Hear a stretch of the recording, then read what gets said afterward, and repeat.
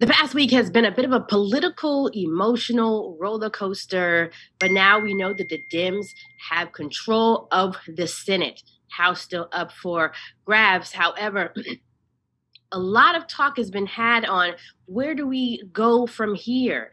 And so I was happy to bring on my guest today, Reverend Al Sharpton, to talk about what's next and what we've learned. And also, of course, we just got the announcement this week from former President Donald Trump that he's going to make another bid for presidency. Thanks for coming on the record with me, Al Sharpton. Thanks, Rev. I was always glad to be with you. How are you feeling coming off? I mean, I can only think of using the term political and emotional roller coaster of what we saw with these midterm elections. How would you sum it up? I think it was a roller coaster, and I think that we learned a lot of things.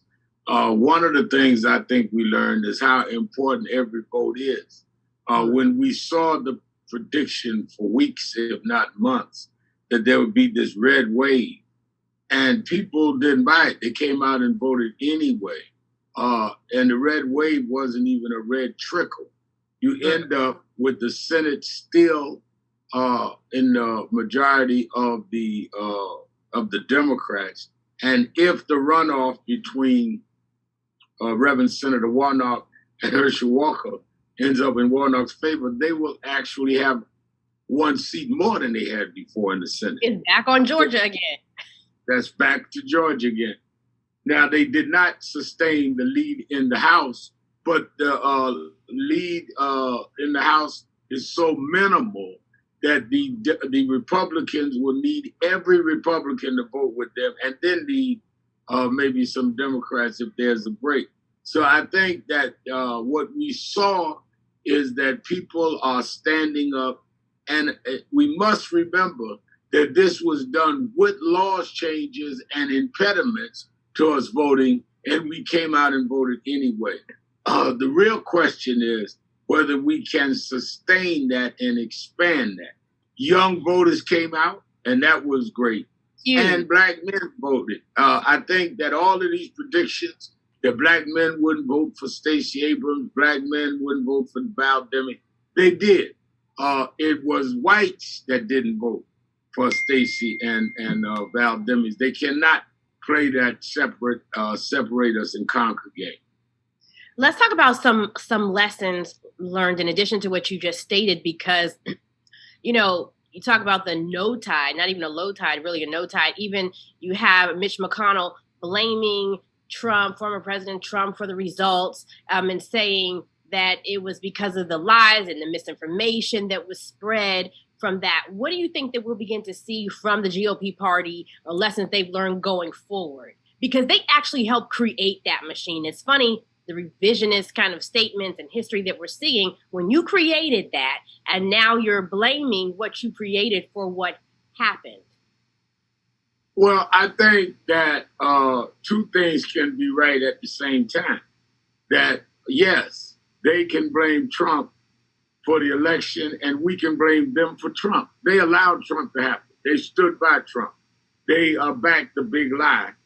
And, you know, the Bible says you reap what you sow. They sowed Trump, and now they reaped the results of their harvest. And they lost everything. You even now have Rick Scott, the senator from Florida, challenging McConnell.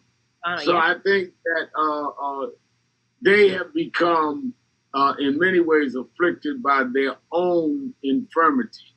And that's Donald Trump, who now has not only hurt them with this election, he now comes back to say a few days after the election, I'm not going anywhere, I'm going to run again, which is their worst nightmare.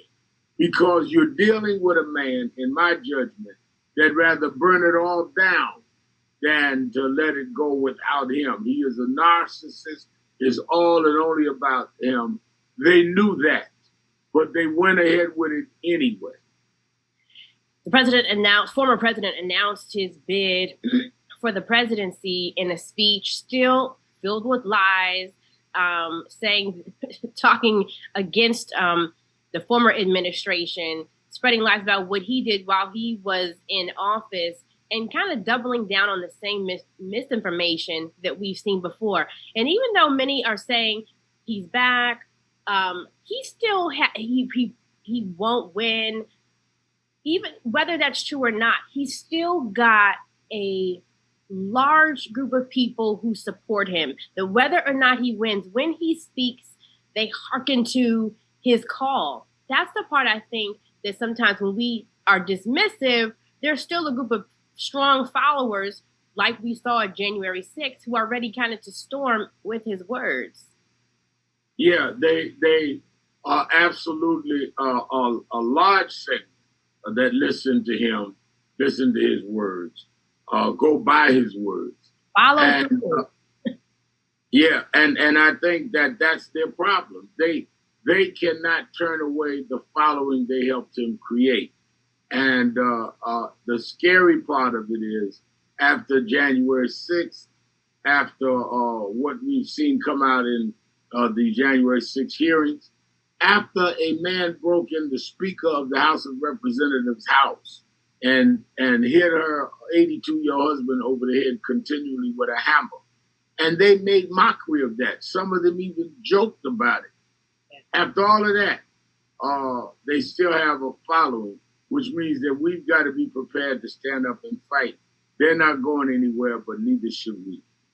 What do you say to Democrats? One thing in controlling the Senate, that we also really have to pay attention to is these vacant judicial seats, district appeals judges. This is an opportunity for Democrats to really come in through Senate and get these seats filled. That is a conversation that even needs to be had anymore, because some of the things that we even complain and talk about in our community that affect us are happening in the court and judicial system.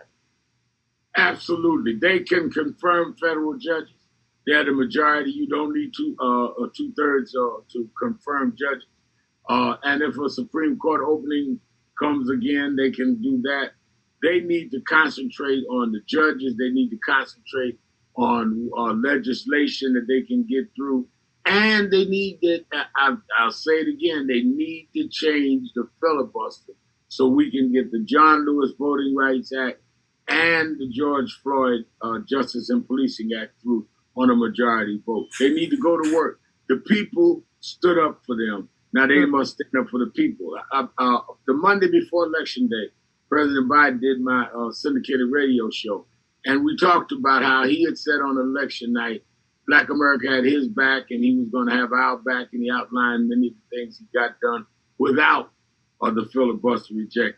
Well, now Black America was the firewall for the Democrats in this midterm.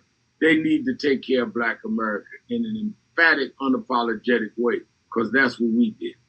One thing I heard you say on MSNBC just recently that I've been kind of repeating is you said we're going at this point from celebration to legislation. And I thought that was so key, because while we're excited, now let's turn and start to get this work done. If we don't get the work done, we're having a premature celebration. The election gives us the ability to achieve something and to establish change, not that it in and of itself is change. I did an interview earlier in the week, and I interviewed Mitch Landrieu on the first year anniversary of the $1.2 billion infrastructure bill that was passed for rebuilding America, from roads, all types of infrastructure, helping to close the digital divide, and even creating more jobs, union jobs, and also delve into equity for communities. And when I was talking with him, we talked about how states, once the money comes in from federal and it's handed down to the states, it's up to the states to decide where that money is going to be allocated. And I was concerned about making sure that communities that have not been prioritized, especially Black communities that have not been properly funded, where we've built roads dividing communities, that those communities are prioritized at this time. When I said that to him, he said something that stuck also, that said, what I need others in communities to do is to begin to, once that money, now that the money's been released, to advocate for yourself. And when he said that, and I know there are many organizations, especially NAN and so many other civil rights organizations that help people to do that. But what would be your message to those in the community to say, now is the time to begin to advocate for yourself? What would those steps begin to look like for communities? They need to advocate by one, knowing what infrastructure dollars have come to their state and their city, and then go and target those legislators to say the money has come down from the top. We have had disproportionate negative impact. We need to have our proportionate, if not disproportionate on the positive side, amount of those resources, because we're the ones that voted for you.